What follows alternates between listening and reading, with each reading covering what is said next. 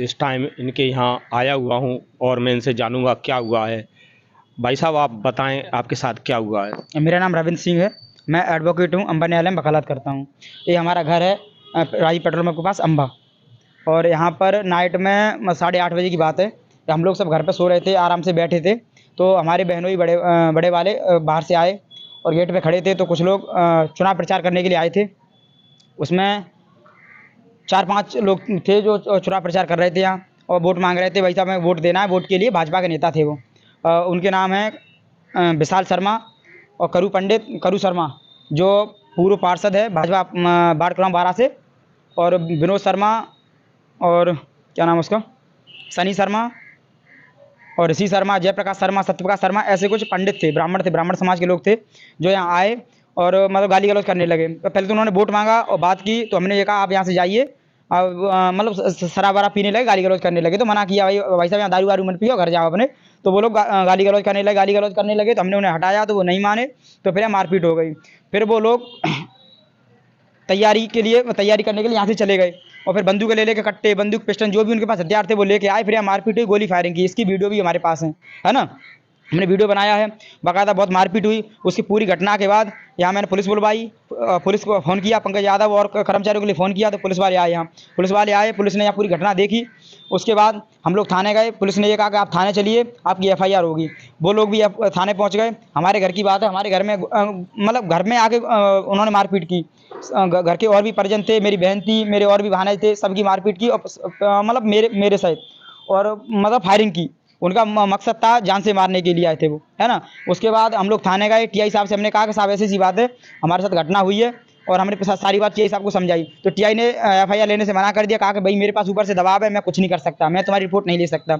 और पहले तो मुझे आश्वासन दिया कि आप बैठिए, आपकी रिपोर्ट होगी। उसके बाद फिर वो लोग पहुँच गए तो उनकी एफआईआर लिखी गई। जब उनके नेताओं के फ़ोन आ गए, भाजपा की पूरे कम से कम 1000 ब्राह्मण वहाँ इकट्ठे हुए और हमारे खिलाफ झूठा एफआईआर करवाई। मारपीट की, इन्होंने मारपीट की है, बोले कि हमने हमारे घर पे और आके मारपीट उन लोगों ने की है। ये सब असत्य एफआईआर की हमारे खिलाफ की। हमने कहा कि हमारी भी एफआईआर लो, तो हमारी एफआईआर नहीं ली गई, है ना। इसके लिए मैं तत्काल नाइट में ही कंट्रोल रूम मुरैना के लिए फ़ोन किया। तो उन्होंने मुझे एसडीओपी साहब का नंबर दिया। मैंने एसडीओपी साहब से बात की तो एसडीओपी साहब कह रहे थे कि आपकी एफआईआर कराई जाएगी। उसके बाद फिर टीआई साहब के लिए फ़ोन किया। टीआई साहब कह रहे थे कि आपराधिक रिकॉर्ड देखे जाएंगे, अगर उनके आपराधिक रिकॉर्ड होंगे तो उनके खिलाफ एफआईआर होगी। उनके आपराधिक रिकॉर्ड चेक कराएगा तो उनके आपराधिक रिकॉर्ड मिले सबके। जिन लोगों के मैं नाम बता रहा हूँ, जो लोगों ने घर पर हमला किया, गोली चलाई और गुंडागर्दी की, गाली गलौज की, मारपीट की, सब लोगों के ऑलरेडी पहले से आपराधिक रिकॉर्ड है और आपराधिक रिकॉर्ड थाने में दर्ज है। उन लोगों ने मतलब वो लोग पूरी नाइट घर के घेराव किया। कम से कम 1000 ब्राह्मण पूरी रात घर पे पड़े रहे और गोली फायरिंग की और चेतावनी दी है कि आप घर से बाहर निकलोगे आपको मार दिया जाएगा, है ना। और इस बात की मैं जानकारी टीआई साहब और पूरे थाने को दी है। अभी तक कोई सुरक्षा नहीं दी गई है। टीआई और दबाव बना रहा है कि तुम्हें अंदर कर दिया जाएगा, तुम्हारे खिलाफ एफआईआर और संगीन धारा में एफआईआर कर दी जाएगी और तुम्हें जेल में अंदर डाल दिया जाएगा। मतलब वो सीधी कह रहा है कि मुझे भाजपा नेताओं का दबाव है। इसमें सीधा नैन्सी सिंह का हाथ है। इससे सारी चीज़ नैन्सी सिंह करवा रहा है। भाजपा के लिए टिकट मांग रहे थे, नैन्सी सिंह का नेता है वो। नैन्सी सिंह का नेता है कल्ला शर्मा, जो आया था वहाँ, उसी ने रिपोर्ट कराई थी, जो नैन्सी सिंह का राइट हैंड है ना, और भारतीय जनता पार्टी का पदाधिकारी भी है।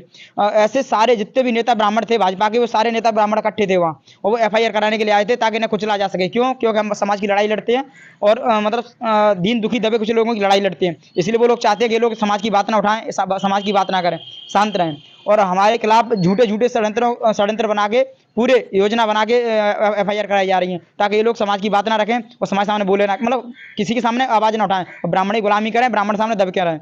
ये सारी चीज़ें हैं। सर जैसे आपका कोई पहले से इनको कोई चल रहा है, बैर है क्या? नहीं, बैर क्या, बैर है जातिवाद का। अच्छा। हाँ, ये लोग यहाँ आके जातिवादी गाली देते हैं। सारे चमार 1.5 मकान बेचना पड़ेगा, तुम्हें जनते निकलना पड़ेगा, तुम्हें निकाल देंगे जनते। मेन चौराहे पे मकान हुए, तुम कैसे रह लोगे? हम पे थे जहाँ चमारने के कोई स्कूल चले हैं तो तुम स्कूल चला लोगे। हमारे स्कूल चलता था पहले, है ना। हमारे घर पे लंबी चौड़ी जगह पड़ी है, लाके जबरदस्ती वाहन खड़े कर देते हैं, है ना। उसके बाद अगर उनसे रोको तो मतलब गाली गलौज करने लगते हैं, फायरिंग करने लगते हैं। कई बार हमारे पास गोली चली है। मैं आपसे जानना चाह रहा हूँ, इनसे पहले भी कभी आपका कोई झगड़ा हुआ है? हाँ, पहले भी झगड़ा हुआ है। पहले भी हमने एफआईआर की इनकी, पहले भी रिपोर्ट हुई है इनकी। करुआ शर्मा की पहले भी रिपोर्ट की है। पार्षद है जो भाजपा पार्टी का पूर्व पार्षद है। ये रिपोर्ट आपने की थी कितने दिन पहले की थी? करीबन 2016 या 15 में की होगी। बहनोई ने की थी जब मैं तो छोटा था। लड़ाई चलती आ रही मोहल्ला से, तो लड़ाई चलती आ रही कल जो फायरिंग हुई उसकी आपके पास वीडियो है? हाँ, वीडियो है मेरे पास। 12-15 सेकंड का वीडियो है। मैं वीडियो बना रहा था, वो फायरिंग कर रहा था तब, है ना। 40-50 लोग थे सब।